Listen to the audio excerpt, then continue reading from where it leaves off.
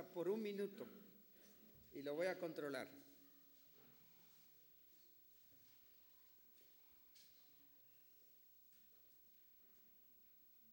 Todos entienden suficiente inglés, ¿verdad?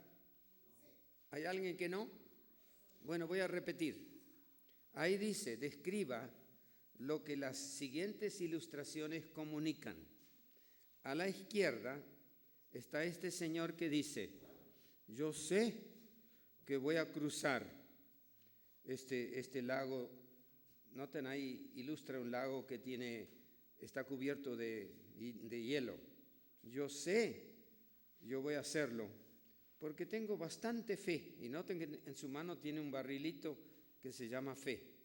Y ahí dice el letrero, peligro, el hielo está muy, muy flaquito, muy, te vas a hundir.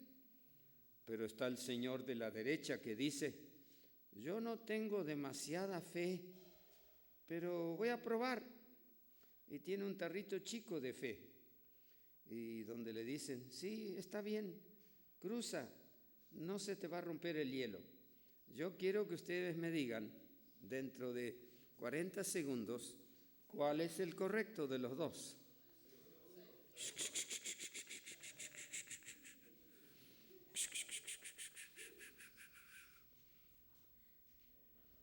¿Cuál es el correcto de los dos?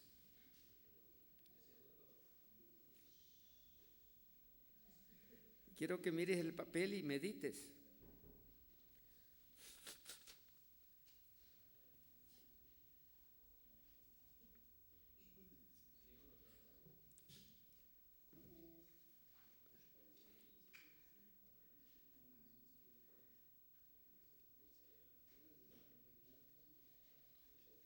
Se acabó el tiempo. A ver, hermano, ponte de pie tú que tienes la camisa blanca.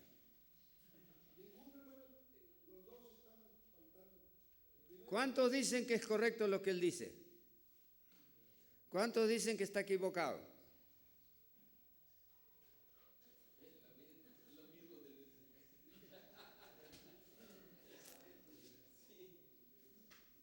¿Acaso la fe lo tienes en un tarrito?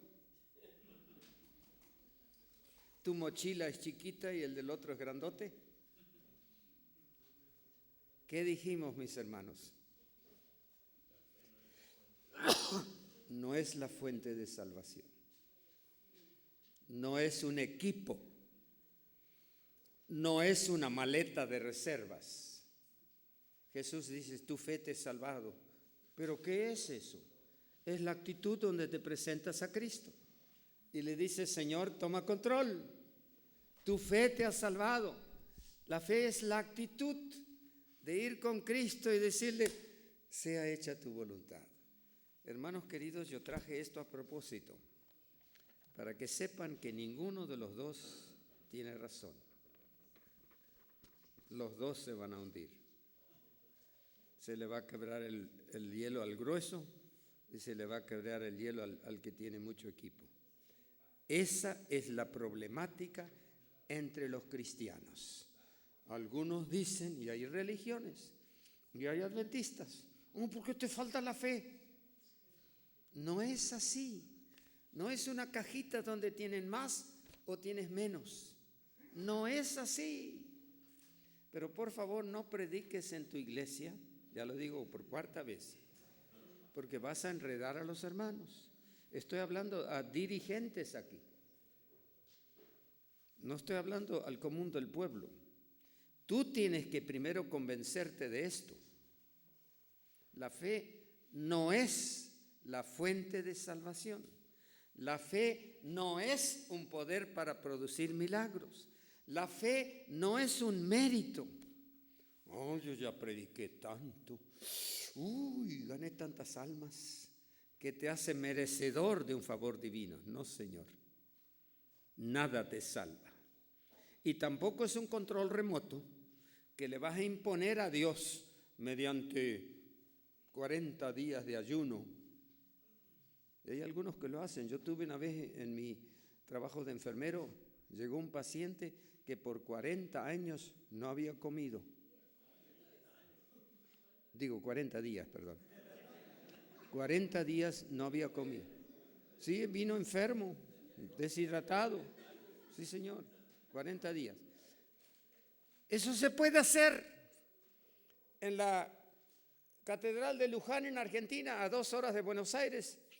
Yo fui ahí para ver los milagros que dicen los católicos que ellos producen. Y había una hermanita pobrecita. Llegó hasta el templo con las rodillas sangrando, llevando un bebé en la mano. Y le digo, medio privado, ¿qué pasa contigo? Es que hice una promesa a la Virgen de Luján. Y ahí estuvo. No me acuerdo lo que me dijo, pero por kilómetros venía caminando sobre sus rodillas porque el sacerdote le había dicho eso. Qué triste situación. Sí, señor, barbaridades. Nada de eso salva. No es un mérito que te hace merecedor de un favor divino. Es un acto de decisión donde le dices al Señor, sea hecha. Hermanos, por favor, mediten en eso. No traigo un nuevo mensaje, no, Señor. Eso está escrito por el Espíritu de profecía en cantidad. Cuando el ser humano no tiene otra proposición, otro recurso, y se presenta al Señor, y a mí me gusta tanto la pobre mujer con 12 años de flujo de sangre. Bueno, por lo menos le voy a tocar el manto. Y se sanó. Y Cristo dijo, tu fe, tu actitud de venir a Cristo, esa te salvó. No porque tenía una maletita con... No hay tal cosa. Es un acto de decisión. Por favor, estúdienlo. Por favor, peléelo. Si alguno quiere decir, lo dijo el pastor Schmidt, yo no lo dije. Eso está escrito y puedo presentarle un montón de citas para decir que así es, pero no vamos a tomar el tiempo. Ahora, mis hermanos, tenemos la otra hoja, los profetas menores. Vamos a ver, los ayuden. Aquí para allá. Empiece de atrás para adelante y yo ayudo aquí un poquito.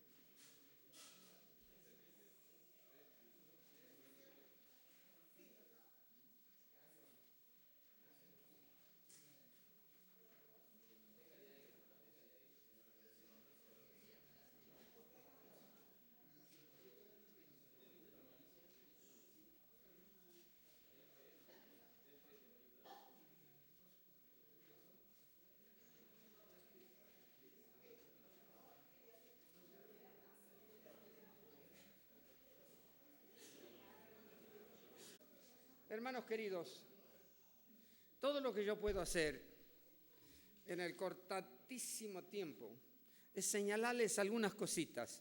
Y por eso lo puse en una hoja, porque cuando uno habla en oral y no anota nada, no pasa nada.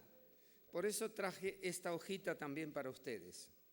Oseas, más o menos entre 755 al 710, amor incondicional.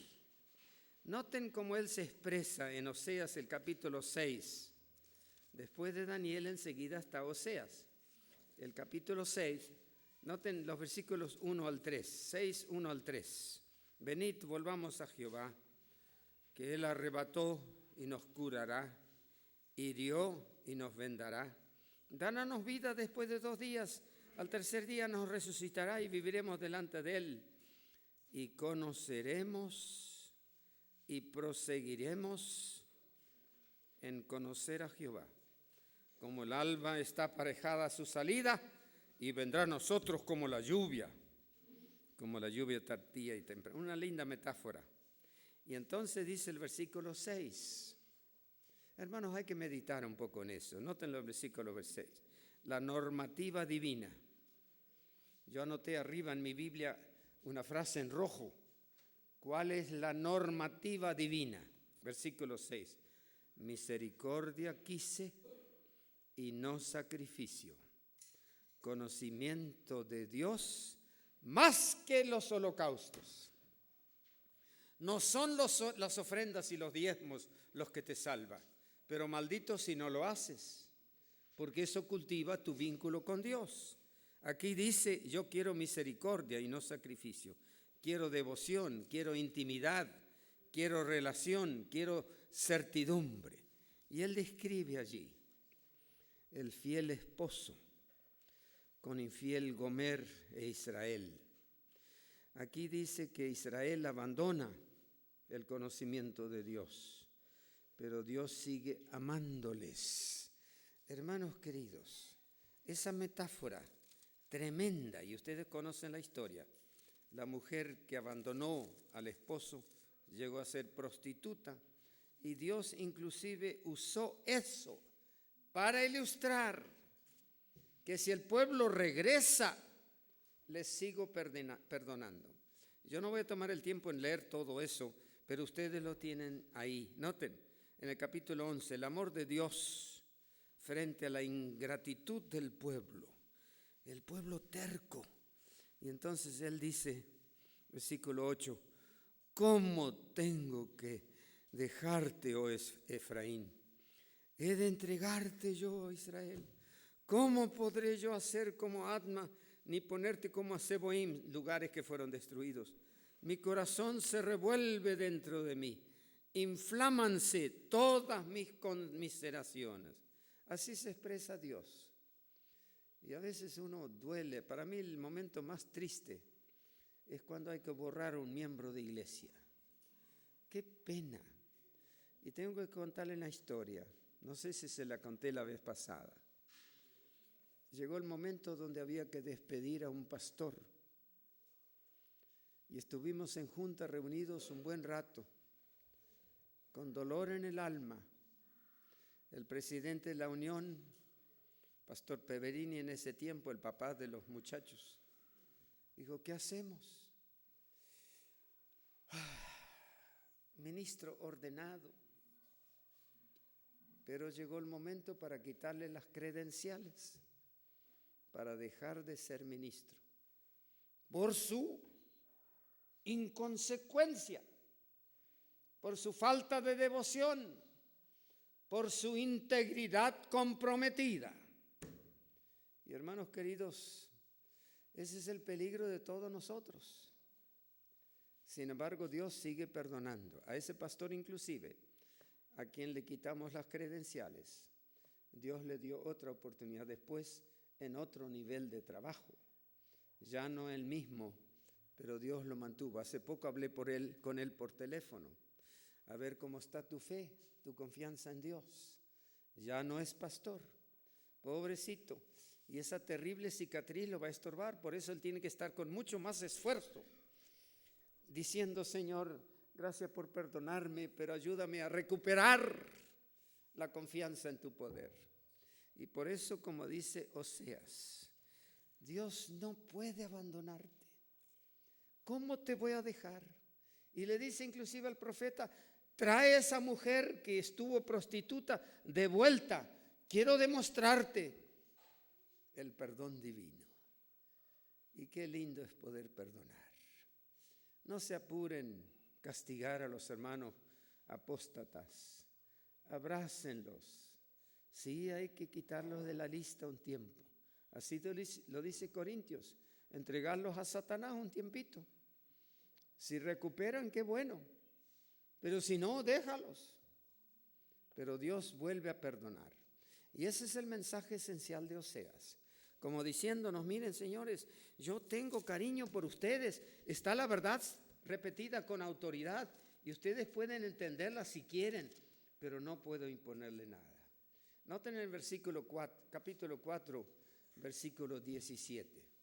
Ese es uno de los versículos tristes de la Biblia.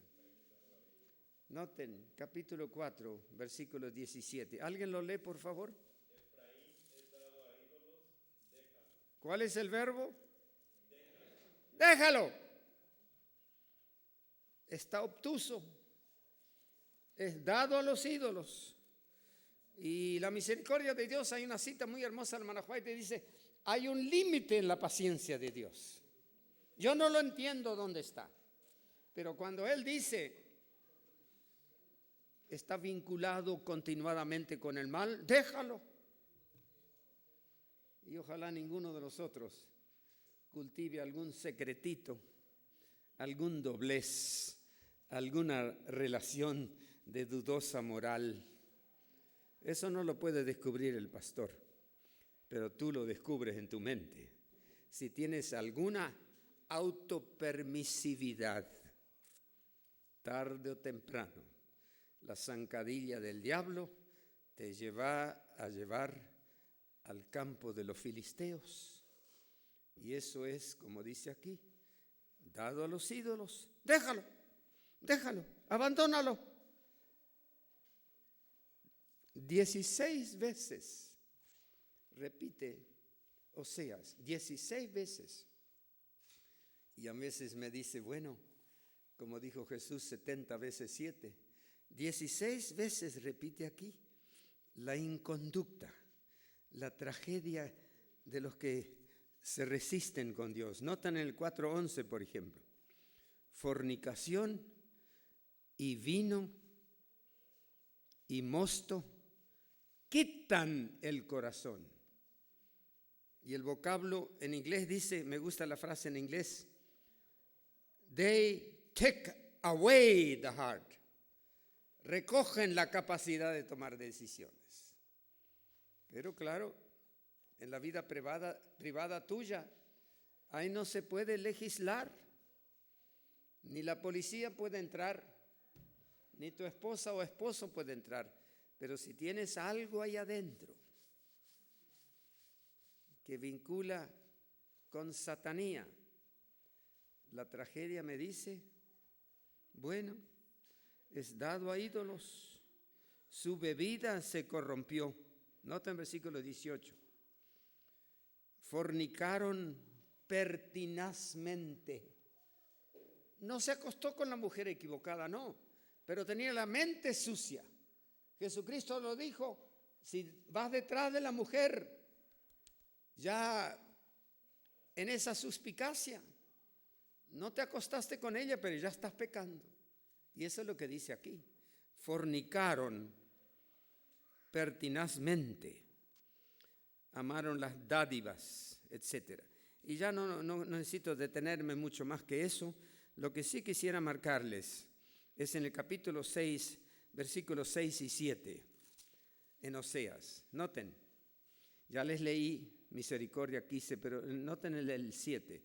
Mas ellos, cual Adán, traspasaron el pacto, allí prevaricaron contra mí. En otras palabras, Dios tiene un programa, tiene un parámetro divino de protección y orientación. Pero si lo pasas, Él te abandona, Él te deja solo en tu tristeza y en tu miseria, que muchas veces no tiene recuperación. Ahora, en el 11, Oseas 11, los primeros versículos. Cuando Israel era muchacho, yo lo amé, y de Egipto llamé a mi hijo, como lo llamaban. Versículo 3, yo con todo eso guiaba los pies al mismo Efraín, tomándolo de sus brazos, con cuerdas humanas los traje con cuerdas de amor. Qué preciosa metáfora, cuerdas de amor. Y fui para ellos como el que alza el yugo de sobre sus mejillas, etc. Pero mi pueblo, versículo 7, está adherido a la rebelión contra mí. Aunque me llamen el Altísimo, ninguno absolutamente quiere ensalzarse. Quiere decir que la actitud es dúbita, incierta, tiene dobleces, no es honesto, va al culto, pero no ofrece adoración a Dios. Y muchas veces yo estoy preocupado con los hermanos que están sentados ahí, ni cantan, no tienen Biblia. Pobrecitos. Yo voy al culto no para escuchar al pastor Antonio, no. Yo voy al culto porque traigo mi ofrenda, mi corazón a Dios. Y hermanos queridos, en esa actitud tenemos que ser especialistas. Yo voy al culto no para ver cómo predica él. Allá en Montemorelos, ahí mismo en el pueblo, muy cerquita, apenas a 4 kilómetros, tenemos 13 templos adventistas. 13 templos, en un pueblo que tiene menos de 50,000 habitantes. Increíble. 13 templos. Un día vino uno de los hermanos para hablarme. Pastor, ayúdeme, porque mi hijo ya tiene 18 años y no se bautiza. Y usted, que es el director de teología, quiero que me ayude, empleado del instituto. Bueno, hermano, yo voy a ver qué hago. Oré un poquito y un día me vino la idea, bueno, voy a averiguar un poco a ver a cuál iglesia va este hermano. Y descubrí que este hermano era un turista. Circulaba en los templos según el anuncio de cuál pastor predica. Y nunca tenía un compromiso concreto en la iglesia. Y con razón que el hijo se fue por la borda. De paso que no se bautizó. Turistas religiosos. Y aquí dice, ¿cómo te podré dejar? ¿Cómo te voy a entregar? Pero dice, versículo 10, el que responde en pos de Jehová caminará. Como aves se moverán velozmente de Egipto. Pero somos pocos comparados con los millones que nos rodean, con la mente cerrada que no responden a Dios. Y suficiente con esto para el hermano Oseas. Vamos a Joel. Él describe el día del Señor en forma muy elocuente, usado por Pedro más adelante. Él habla de las langostas, de las sequías, y dice en el capítulo 2, versículo 13, por eso, quiero que lo noten, 2:13, lacerad vuestros corazones y no vuestros vestidos, y convertíos a Jehová vuestro Dios, porque misericordio es y clemente, tardo para la ira y grande en misericordia, y que se arrepiente del castigo. Pero, ¿cuál es el problema? Noten el versículo 17. Entre la entrada y el altar, lloren los sacerdotes, ustedes y yo, los que estamos aquí, dirigentes, ustedes son los dirigentes de la iglesia, por eso están aquí estudiando. Dice, lloren, ministros de Jehová, y digan, perdona, oh Jehová, a tu pueblo, y no pongas en oprobio tu heredad, para que la gente se enseñoreen de ella. ¿Por qué han de decir entre los pueblos, ¿dónde está su Dios? Hermanos, hay un tremendo sermón ahí, donde dice, necesitamos intervenir. Y yo querría ilustrarlo, no lo traje, pero tú tienes que estar en el pequeño altar del incienso. Todos nosotros estamos en el altar afuera presentándonos como necesitados y nos lavamos en la fuente con el bautismo y la Santa Cena y entramos al santuario. Y ahí tenemos a la izquierda el Espíritu Santo, la iluminaria del candelabro. A la derecha el pan de vida. Todos lo tenemos, pero tenemos que estar en el pequeño altar del incienso. Por eso, mis queridas hermanas y hermanos, tenga usted, como yo ahora tengo de Silmar, una lista preciosa de oraciones y lo vamos a seguir por varios meses y al tiempo Dios sabrá qué hacemos con ello. Tú también tienes que hacerlo porque eres intercesor por otra gente. Eres en manos de Dios un representante de la provisión divina, pero en eso tienes que ser excelente, como dice la frase aquí. Dice aquí, indicándonos sencillamente en Joel, nosotros somos el instrumento redentor. El día del Señor lo presenta 19 veces en este libro pequeño, Día del Señor. Permea todo el escrito y resalta el tópico tratado como el mayor énfasis del Antiguo Testamento. Día del Señor. Dice aquí, hay diferentes autores en el Antiguo Testamento que presentan esa frase varias veces. ¿Y por qué no usarlas? Hay un límite de la paciencia divina. Va a llegar un momento donde el Señor va a recoger a los suyos. Y hermanos queridos, que ninguno de nosotros pierda ese rescate, esa provisión maravillosa. Entonces, Amós, rapidito, escrito más o menos por el 760 al 750. Informa su profesión. Él es un pastor de Tecoa. Noten ahí en el capítulo 7, versículo 15. Noten quién era él. Me tomó detrás del ganado y díjome Jehová, ve y profetiza a mi pueblo. ¿No somos nosotros acaso de cualquier tarea?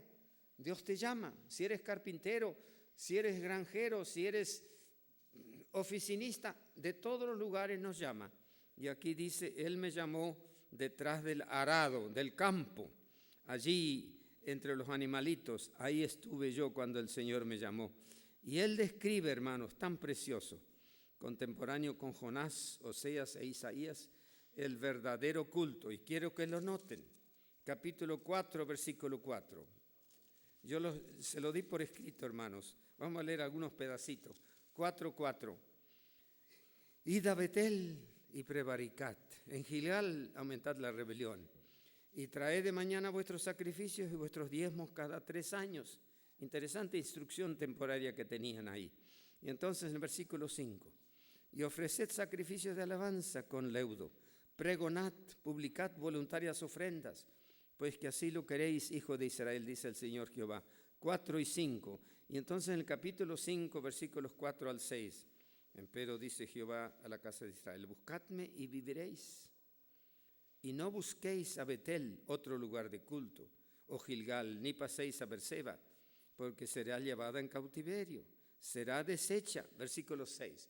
Buscad a Jehová y vivid, no sea que hienda como fuego a la casa de José y lo consuma sin haber en Betel quien lo pague. En otras palabras, encuentro vertical con Dios. No hace falta que vayas a tal lugar, a tal empresa, a tal circunstancia, a tal pastor. Dice aquí, Jesucristo es la palabra viviente. Noten el capítulo 8, versículo 11. Solamente marcan, he aquí vienen días, dice el Señor Jehová, en los cuales enviaré hambre a la tierra. No hambre de pan ni sed de agua, sino de oír la palabra de Dios. Noten ese versículo 11. La futura restauración está en el capítulo 9, versículo 7 en adelante. ¿No sois vosotros, dice Jehová, como hijos de etíopes? ¿No hice yo subir a Israel de la tierra de Egipto y a los palestinos? Y versículo 8, he aquí los ojos del Señor Jehová están contra el reino pecador. Noten qué triste. Y yo los asolaré de la haz de la tierra. Mas no destruiré del todo la casa de Jacob, dice Jehová. He aquí yo mandaré y haré que la casa de Israel sea zarandeada. Y la hermana White habla mucho del zarandeo de nuestros días. Dios está describiendo los que son puros, los que son pédigres. Él sabe quiénes son los de puro corazón. Por favor, sigan leyendo ahí. Yo les anuncié también la ausencia del culto verdadero y la falta de justicia. Y agregan en esos versículos el famoso versículo 4:12. ¿Lo conocen? ¿Sí o no? Aparéjate para venir al encuentro de tu Dios. ¿No lo tienen subrayado ese versículo? Aparéjate, prepárate para venir al encuentro con tu Dios. No es asunto de poco monto, es asunto de compromiso serio. El Señor busca relaciones estables, vínculos de afirmada certidumbre. Ahora, mis hermanos, apenas poquitos años después de Amós, pobrecito, allá en el año 722, tal vez debieran anotar ese, no lo puse ahí. Samaria, que era la capital de las 10 tribus, fue destruida. 722. Noten que fue el último mensaje de Amós. Le dice, miren hermanos, no sean torpes, prepárense para venir al encuentro de Dios. Y apenas unos poquitos años después, en el 722, se destruye Samaria y las 10 tribus son desparramadas en muchos otros países. Los trasplantan para interponer genéticas entre judíos, griegos, turcos, toda esa gente. Y el pueblo se perdió. Pobre gente. Vamos a Abdías por un ratito. Yo tengo mucho más que decirle, pero ya me está corriendo el reloj y tengo otra cosa muy importante para presentarles. Abdías, un libreto muy cortito, contemporáneo con Elías y Eliseo. Ahí se presenta el color rojo, allá lejos en un escrito de Génesis. Herodes el Grande, descendiente de Esaú. ¿Me escucharon? Herodes el Grande era descendiente ¿de quién? De Esaú. Y eso se puede probar leyendo, cuidado, la genealogía. Pero yo quiero que lo noten, por favor. Abdías, descendiente de Esaú. En 8 libros, juicios contra Esaú, se presentan. La destrucción de ellos. Cristo es el juez y salvador. Y aquí están en esos versículos preciosos. Tan cortito, Abdías.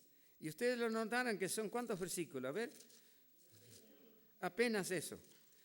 Abdías, esos poquitos versículos. Y presenta un mensaje tan extraordinario, por eso traje más notas. Abdías, en ese contexto, yo tengo aquí un montón de referencias y digo que es el libro más pequeño del Antiguo Testamento. Profetiza la destrucción de Edom, que son los descendientes de Esaú, los manda a todos por la borda. Hubo varias invasiones y aquí en la última se anuncia diciendo, el siervo del Señor, y ustedes notan la frase que se repite varias veces, está aquí para advertirles y decirles, hermanos, este es el tiempo, este es el momento. Aquí deben entender, Sisac, rey de Egipto, trae la primera intervención durante Roboán. Ahí les anoté varias cositas para estudiar. Joás, rey de Israel, y la cuarta fue Nabucodonosor. Abdías es igual que Jeremías 49, y quiero que lo comparen un poquitito. Abdías 1 al 9, ese trozo del 1 al 9 es casi idéntico a Jeremías 49, del 27, digo mal, del 7 al 22. Repito, Jeremías 49, desde el versículo 7 hasta el 22, donde repite la misma profecía contra Edom, es casi igual que lo que hay en Abdías, los primeros 9 versículos. No voy a tomar el tiempo, pero es interesante, Jeremías ya también anunció, allá por el año 600 antes de Cristo, para con el tiempo que Abdías había profetizado 200 años antes, porque él es de mucho antes que el hermano Jeremías, pero se repitió, como en nuestros días también. Tenemos varias frases al principio de los mensajes de la hermana White anunciando. Más tarde, cuando ella está por morir, en 1914, repite el mismo asunto. Hermanos, estamos a las puertas. Y en Abdías, yo querría que noten esta advertencia, cuando dice el versículo 17, los santos serán salvos. Noten, por favor, en el monte de Sión habrá salvamento y será santidad, y la casa de Jacob poseerá sus posesiones. La casa de Jacob será fuego y la casa de José será llama.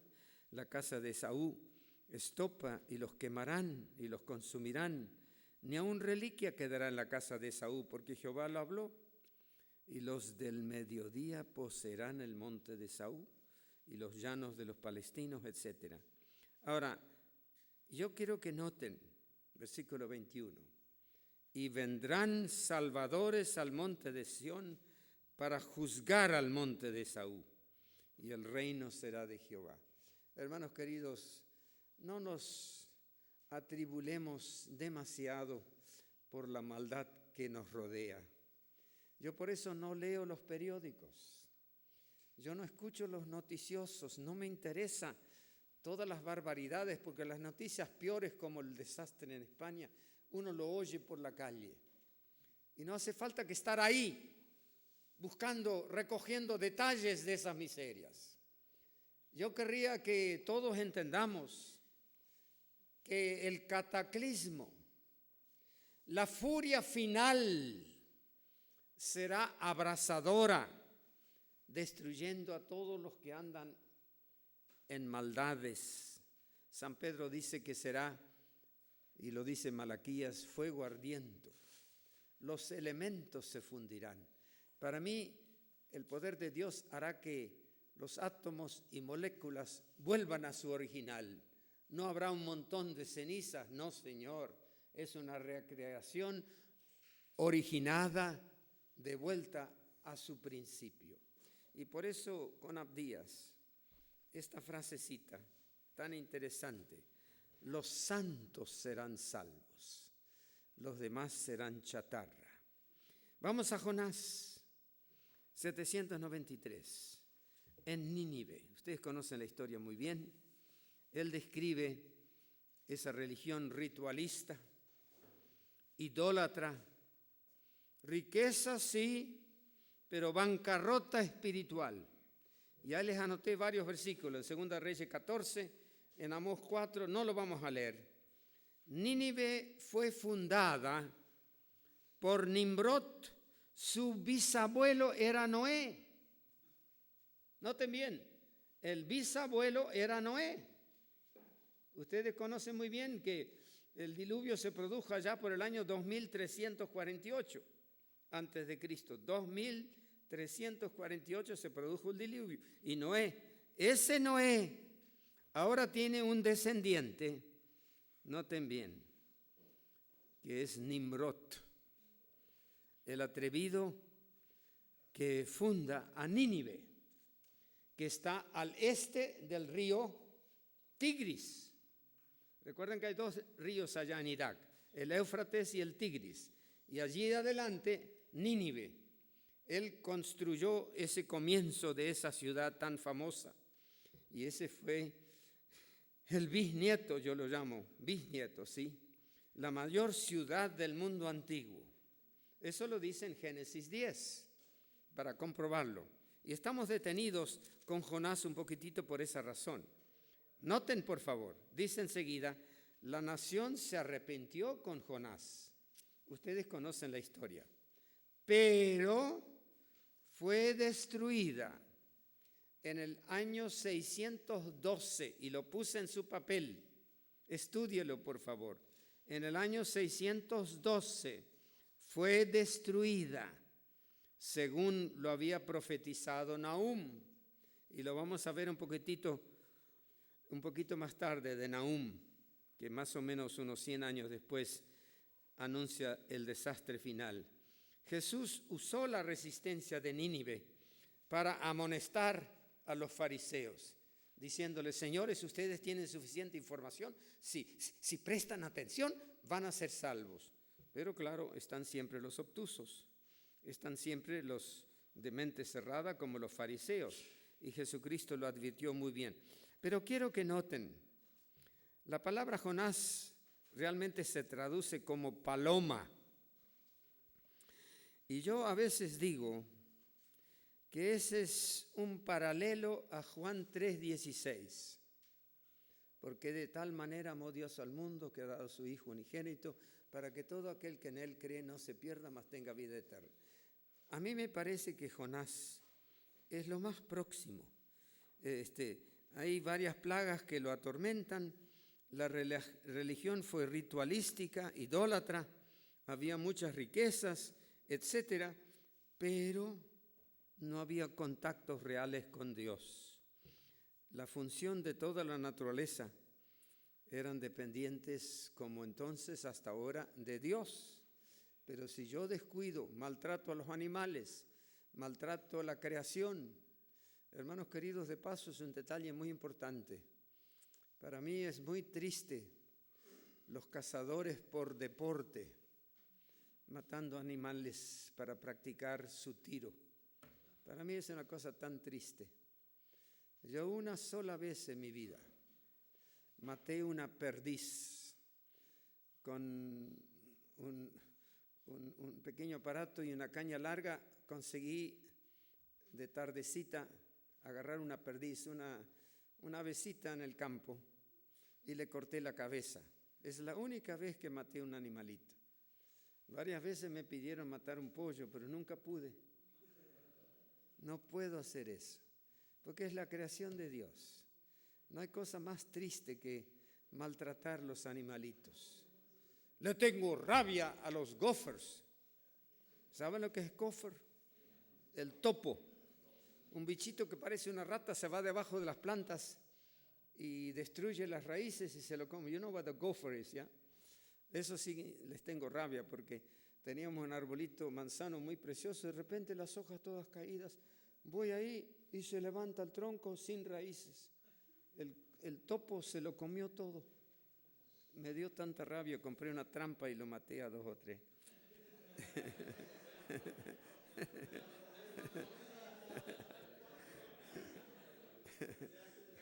Bien, vamos a dejar eso por la paz. Yo quiero decirles solamente que Jonás tiene una historia muy compleja, un capricho muy cerrado. Yo no sé cómo Dios lo aguantó a este señor. Y ese es un detalle muy importante en los estudios que ustedes conocen. Pero yo quisiera que noten, yo tengo aquí anotado como 10 milagros que se produjeron en el registro de Jonás. El primero, el Señor envió un gran viento. La suerte cayó sobre Jonás. La mar se aquietó en su furia. Jehová preparó un gran pez que tragó a Jonás con vida. Mandó al pez para vomitarlo. Vio Dios lo que hicieron, convirtieron de su mal. Dios preparó una calabacera, preparó un gusano, preparó Dios un recio viento. Jonás, único instante en que un profeta renuncia a anunciar.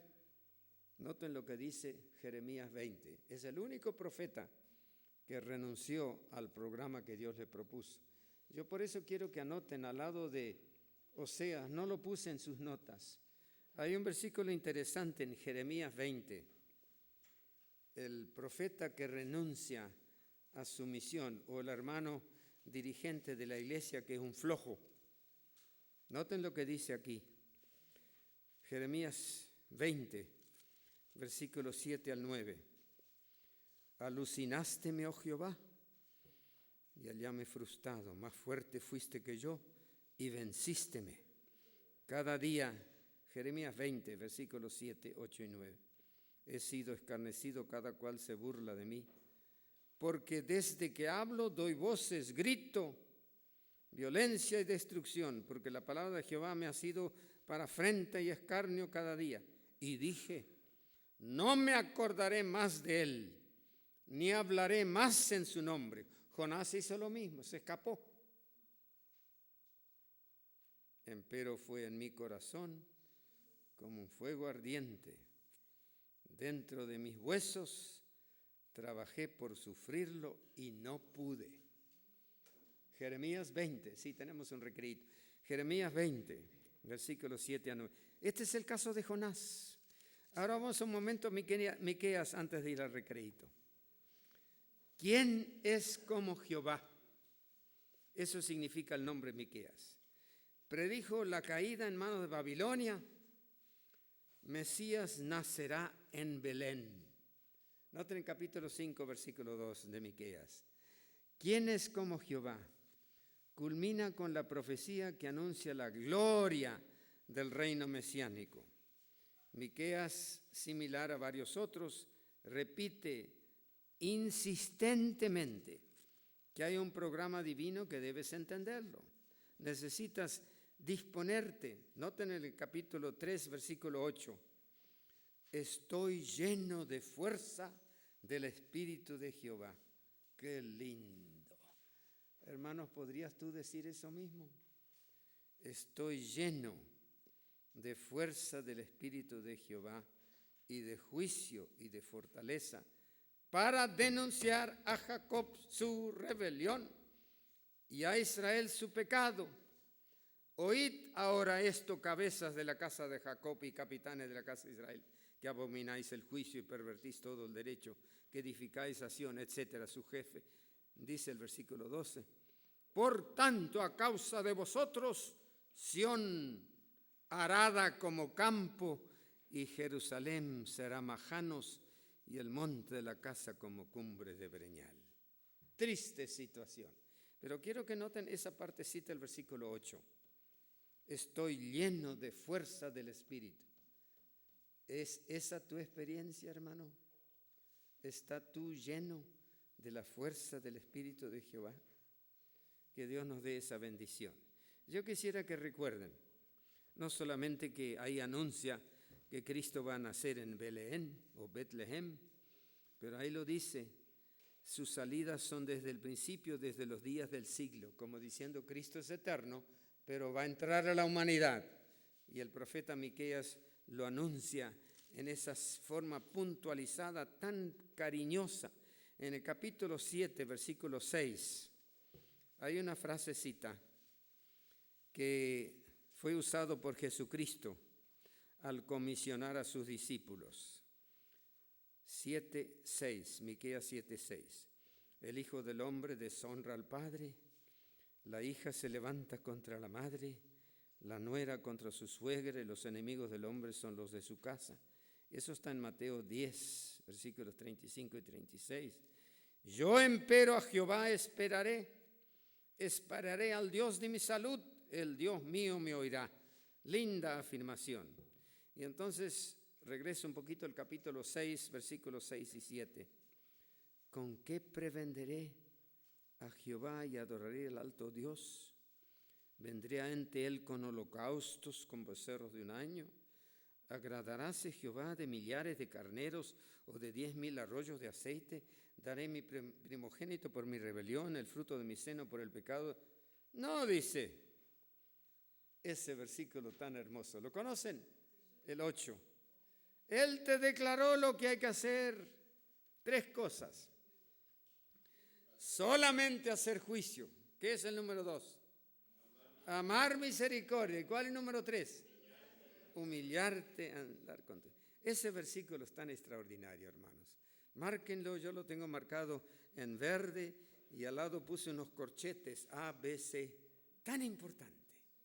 Y el hermano Miqueas, que lo hace tan puntualizado, nos dice a nosotros la prosperidad económica, la ausencia del Espíritu de Dios siempre produce desastre, siempre produce desastre.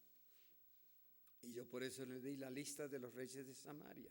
Bad, bad, bad, bad, bad, bad, bad, bad, bad, bad, bad, bad, bad, bad, bad, bad. Y unos poquitos de Israel. Bad, bad, bueno, bueno, bad, bad, bueno, bueno, bad, bad, bad, bad. Qué tristeza. Y ojalá ninguno de nosotros tenga esa tragedia. Regresen enseguida, por favor, del recreo. Yo tengo otra hoja muy importante para darles.